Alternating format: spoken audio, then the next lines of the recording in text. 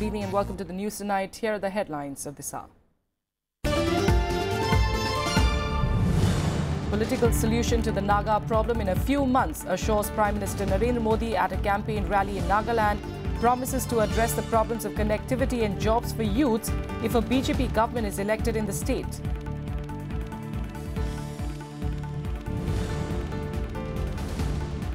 In the Delhi Chief Secretary assault case, Delhi government staff demand immediate steps to ensure their safety. Court extends judicial custody of AAP MLAs Amanatullah Khan and Prakash Jarwal for 14 days. Reserves order on bail petitions till Friday.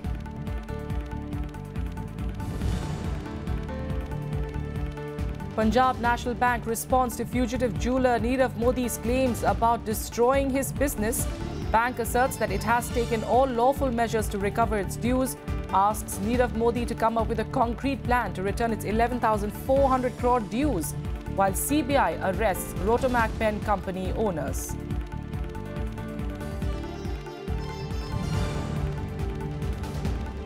At the UP Investors Summit, President Ramnath Kovind says Uttar Pradesh has the potential to become an economic powerhouse. Finance Minister Arun Jaitley says CM Yogi Adityanath is changing the agenda of the state to make it an attractive destination for investors.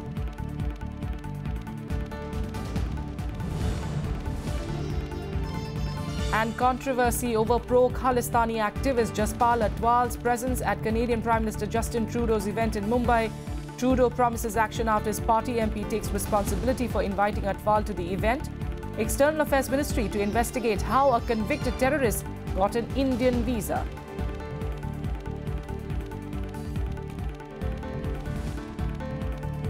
And our top story, all the election-related news from the Northeast.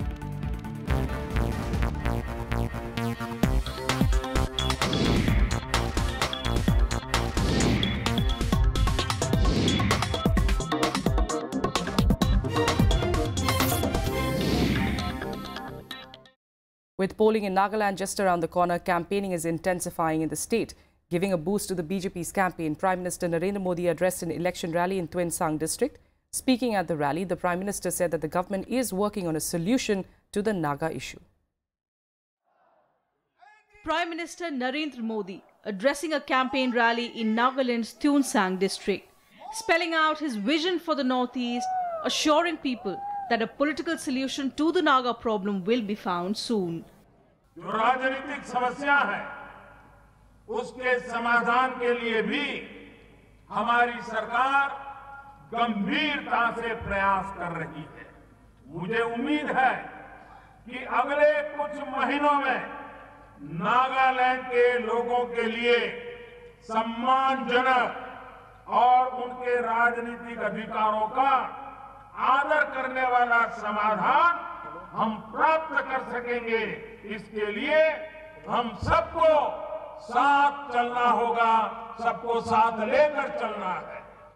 The Prime Minister also appealed to people to rise above vote bank politics. He said a BJP government in the state will strictly ensure that central funds will reach people. Promising electricity to every household and connectivity, the Prime Minister said his vision for the Northeast is transformation by transportation. He said in less than 4 years, the centre has added 500 kilometers of national highways and plans to invest over 10,000 crore rupees to build roads in Nagaland. इस समय नागालैंड में लगभग 6,000 करोड़ रुपयों का project पर काम चल रहा है। अगले 3-4 साल में केंद्र सरकार 10,000 करोड़ से ज्यादा नागालैंड में सड़कों के पीछे निवेश करने वाली है। The Prime Minister said Northeast is at the heart of India's Act East policy to connect to Southeast Asia. The BJP has joined hands with the National Democratic Progressive Party in Nagaland for the assembly polls. It is contesting 20 seats while the NDPP will contest 40 seats. Polling will be held on the 27th of February, while results will be declared on the 3rd of March along with Meghalaya and Tripura. With inputs from Panchanan Mishra, Bureau Report, Rajya Sabha TV. The Prime Minister also addressed an election rally in Meghalaya's Phulbari town on Thursday. Addressing the people, the Prime Minister said that Meghalaya has immense potential for growth in the tourism sector, but the state lacks tourists. Talking of the centre's Act East policy, The Prime Minister said that it will open up opportunities for people in the state and the entire northeast region. Modi also targeted the ruling Congress government over the teachers' recruitment scam in the state, in fact. The Prime Minister went on to promote various schemes launched by the central government and said that the government has planned to spend around 180 crore rupees for building a new Shillong airport. और एक बार मेघालय में BJP की सरकार बन जाएगी, मैं आपको वादा करने आया हूं कि मेघालय की बीजेपी की सरकार यहां की जनता जनार्दन को पल पल का हिसाब देगी, पाई पाई का हिसाब देगी। क्या कभी ये कांग्रेस वालों ने आकर के अपने काम का हिसाब दिया है क्या? किसी सवाल का जवाब दिया है क्या? आपकी समस्याओं का समाधान किया है क्या? आपको किए गए वादों को पूरा किया है क्या? The Prime Minister criticized the government of state for poor law and order and corruption. He also told the people about the schemes which has been launched by the central government for the welfare of people of the northeastern states. He also appealed the people to cast vote in favor of the BJP candidates. How much his appeal will be effective, we will come to know on 27th of this month. With cameraman Saroj Ravin Singh Shoran from Meghalaya for Rajya Sabha TV. Meanwhile, the ruling Congress is leaving no stone unturned to retain power in Meghalaya. In the run-up to the polls, senior Congress leader and the Lok Sabha member from Shillong, Vincent H. Pala, spoke to our correspondent Ravinder Singh Shoran about the challenges faced by the party in the poll-bound state. The main issue is the peace and development. So far, the Congress government has achieved lots of control over law and order problem in the state. If you look 5 years back, the law and order was very bad, be in Khas Hills and be in Garo Hills. But these are total controlled. I think these are the main issues. And development, I think you'll see when you come from Guwahati to Shillong, and we have a better roads than Assam. So even if you go even an interior village, we have a much better roads than Assam and other parts. Sir, there is a question, a lot of allegations has been leveled by the opposition regarding the corruption. The mining sector has been neglected by the Congress party, and unemployment is also one of the biggest problems. I think that is totally wrong. The mining, especially coal mining, is not stopped by the government. It's been stopped by the National Green Tribunal. And that is for coal mining. Coal mining, the coal is a center subject. It's not a state subject. All laws has to be framed by the center, and regulatory has to be done by the center, and the state has to only to help them. So at the question of mining, I think that's totally wrong. Definitely there's lots of unemployment who have been involved in coal mining and now have been left unemployed.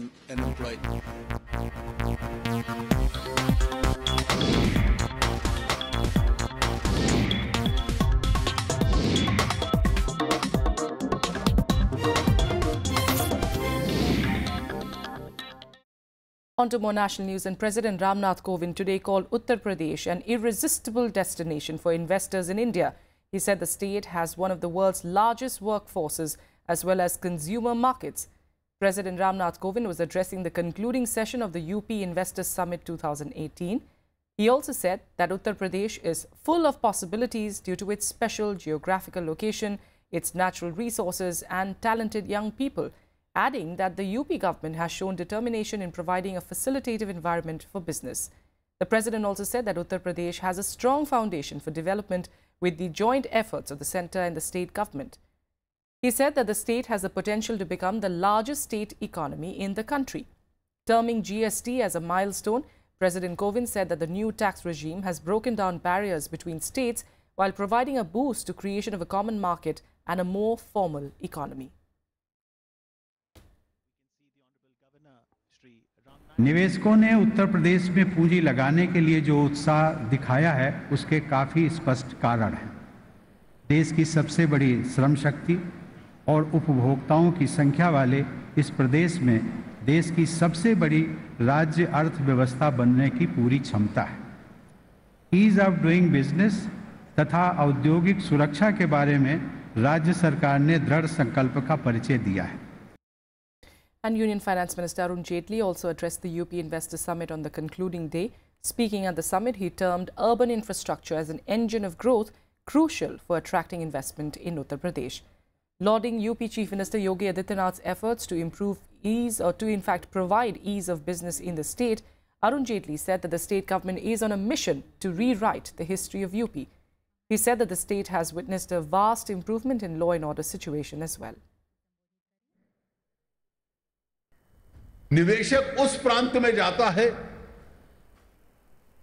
जहां का नेतृत्व उस प्रांत को भ्रष्टाचार से मुक्त करने की क्षमता रखता हो। यह क्षमता भी माननीय मुख्यमंत्री जी में निवेशकों को दिखती है और पिछले 11 महीने में आपने साबित कर दिया कि उत्तर प्रदेश में भी कानून व्यवस्था अच्छे ढंग की स्थापित हो सकती है। Responding to Nirav Modi's claims about Punjab National Bank closing all recovery options, the fraud-hit bank on Thursday said that it has followed lawful avenues to recover its dues. PNB also asked billionaire diamond jeweler Nirav Modi to come up with a concrete and implementable plan to repay the bank's dues. Earlier, the Enforcement Directorate said that it has frozen mutual funds and shares worth nearly 95 crore rupees of both Nirav Modi and his partner Mehul Choksi's businesses in connection with the fraud case. It also seized 9 high-end luxury cars of Nirav Modi and as part of its investigation. Modi, Choksi and others are being investigated by multiple probe agencies after it recently came to light that they allegedly cheated the bank of 11,400 crore rupees in connivance with a few bank officials. Meanwhile, PNB has transferred 1,415 employees since 19th of February.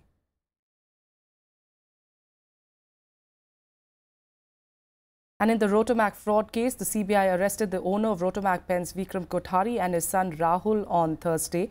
The duo were earlier questioned in connection with the alleged loan default of 3,695 crore rupees to a consortium of 7 nationalized banks. Investigating officials said Kothari, his wife Sadhana and son Rahul, who were all directors of Rotomac Global Private Limited, had allegedly diverted the loan amount towards purposes other than what they were meant for. While investigations are on, the Income Tax Department attached 4 immovable assets of the Rotomac Group and its promoters. The department also attached 14 bank accounts that were in various bank branches in Uttar Pradesh. The attachment of the assets has been carried out to recover the outstanding tax demands from the Rotomac Group, which is around 85 crore rupees.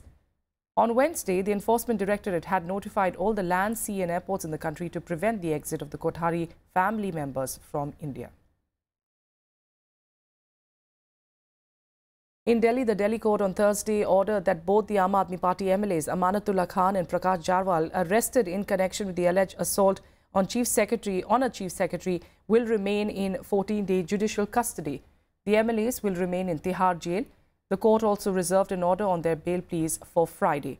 Meanwhile, seeking an apology from Chief Minister Arvind Kejriwal, the Delhi government observed the silent protests outside their respective offices in Delhi.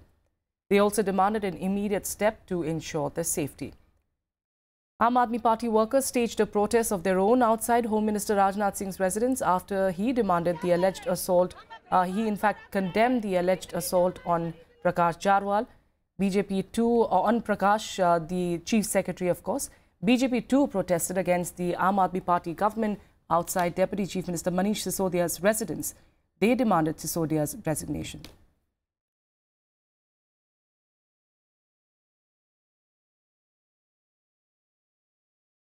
A quick break here. We'll be back with more news in a bit. Stay with us.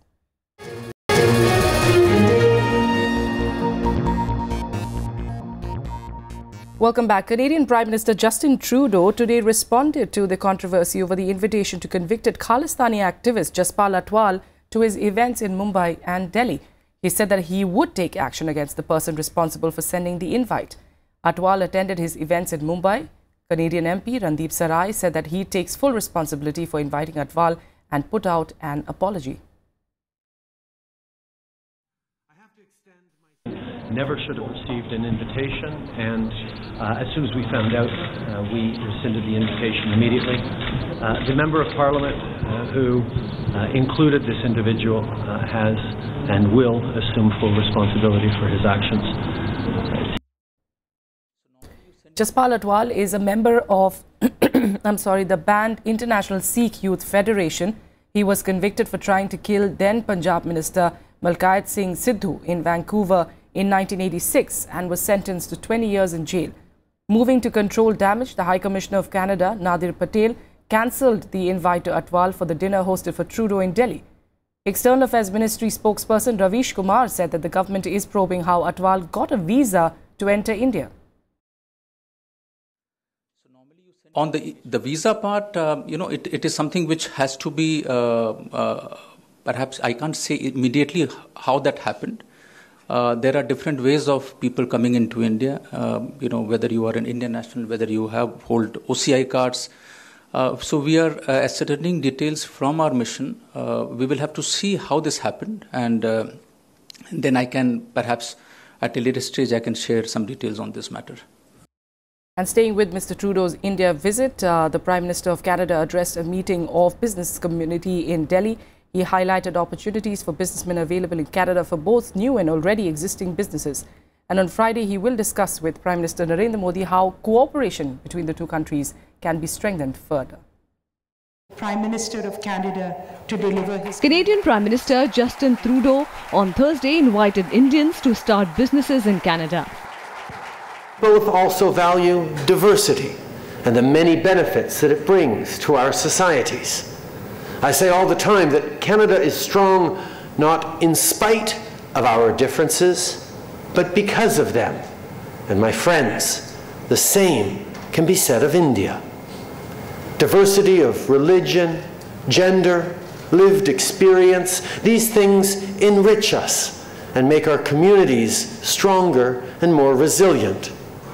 Trudeau said there was need to harvest the already existing people-to-people ties between the two countries. Capitalize on the incredibly strong people-to-people ties we already enjoy.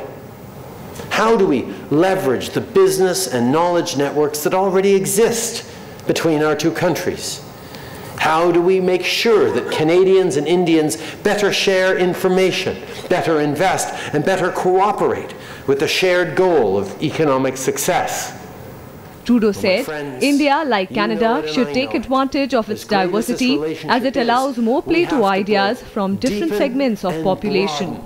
If you're an entrepreneur from another country, the Startup Visa program allows you to come to Canada and build businesses and technologies that are innovative and globally competitive. And if you're already a business owner, the Canadian advantage is huge. Our people are highly educated, our banking and legal systems are incredibly sound, and our trade agreements allow for unparalleled market access to world economies. Canada is keenly interested in the potential of defense industries in India. While already 400 Canadian companies are working in India in non-defense sectors, Trudeau suggested that this growth can be replicated in emerging sectors like artificial intelligence and innovation. India and Canada have natural affinity because both are democracies and diverse societies. Both are complementary economies, and knowledge is becoming one of the major aspects of both the countries. Prime Minister Justin Trudeau wants that India and Canada should leverage on this. Akhilesh Suman for Rajya television with camera person Junaid in Delhi. Vice President M. Venkaiah Naidu attended the 11th convocation of the Savita Institute of Medical and Technical Sciences, or SIMSAT, in Chennai today. While addressing the gathering, he said that it should be mandatory for MBBS graduates to work for at least 2 years in rural areas. He said that there is an acute shortage of doctors, as also healthcare facilities in the rural areas, and drastic changes must be made to make healthcare accessible to everyone. Addressing students, the Vice President also said that every student should have adequate opportunities to gain knowledge, enhance technical skills, and also have a sense of responsibility as a fellow citizen. The Vice President has asked private sector to play a bigger role in bridging this gap, not only in terms of turning out more number of medicos, but also in creating healthcare infrastructure. Do do it as a mission, with compassion, with commitment, then you will shine. You will get good name in the society. That will be called as, Paramartham. Life's meaning for the life is that. And secondly, you must also be willing to go to rural villages. Village student becomes a doctor and refuses to go to village. He wants to be in town only. Everybody wants to be in town. Then how do you take care of the rural population? 50% of the population of the country are still in the rural areas. 53%. So they need the medical facilities. They need education. So some of us, in fact, I am suggesting to the governments also that before the first promotion, every doctor must serve minimum 2 years in the villages. The government will provide 45 lakh houses under its scheme to provide affordable housing for all by 2022. Urban Development Minister Hardeep Puri said this while inaugurating the National Seminar on Emerging Building Materials and Construction Technologies. Navikram Singh reports. Urban Development Minister Hardeep Puri inaugurating the National Seminar on Emerging Building Materials and Construction Technologies. Speaking on the occasion, he said that government is working on several schemes related to housing, especially on the ambitious Pradhan Mantri Awas Yojana. If you look at the kind of traction that the Pradhan Mantri Awas Yojana is attracting, this will require between now and 2022 to complete those 12 million. But I am confident with the demand that we are getting that we don't need to wait till 2022. Hardeep Puri also said that government will adopt new technologies for their housing projects to provide a further boost to the housing sector. Emphasizing on protection of environment, the minister also pushed for the use of advanced technologies for housing projects.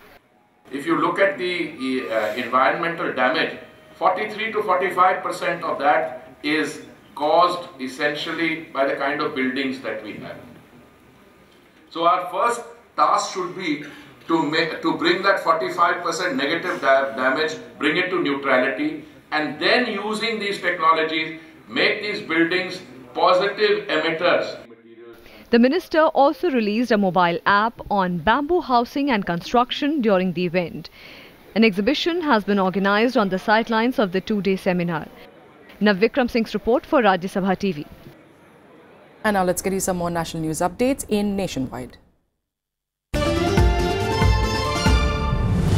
Goa Chief Minister Manohar Parrikar on Thursday presented in the State Assembly a 17,123 crore rupee budget for 2018-19.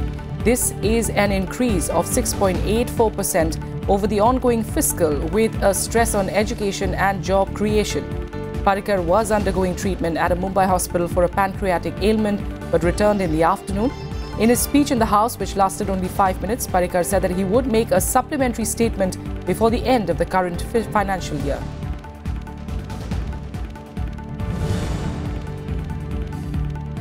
Pakistani troops on Thursday fired at Indian posts along the line of control in Uri sector of Jammu and Kashmir, which prompted Indian soldiers to retaliate.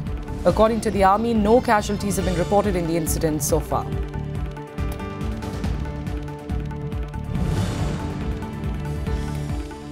Tamil Nadu Chief Minister K. Palanisamy will lead a delegation of leaders of all parties, farmers and MPs from the state to meet Prime Minister Narendra Modi on the Kaveri issue.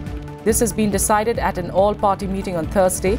The meeting resolved to urge the Prime Minister to immediately set up the Kaveri Management Board and Kaveri Water Regulatory Authority as per the Apex Court's order to set up the bodies within 6 weeks.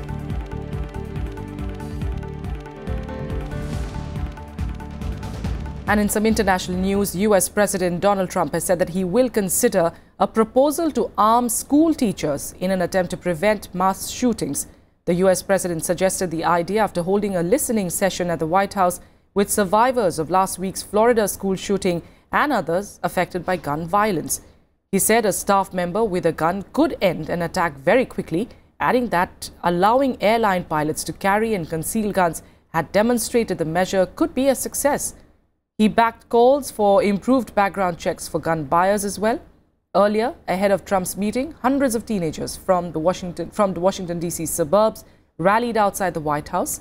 Meanwhile, survivors of last week's shooting also poured into Florida state capitol to demand lawmakers restrict sales of assault rifles. It only works where you have people very adept at using firearms, of which you have many. And it would be teachers and coaches. If the coach had a firearm in his locker when he ran at this guy, that coach was very brave.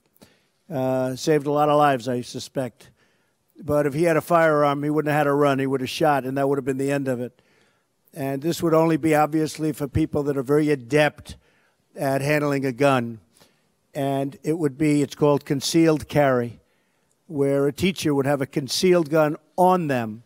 They'd go for special training, and they would be there, and you would no longer have a gun-free zone. Gun-free zone to a maniac, because they're all cowards.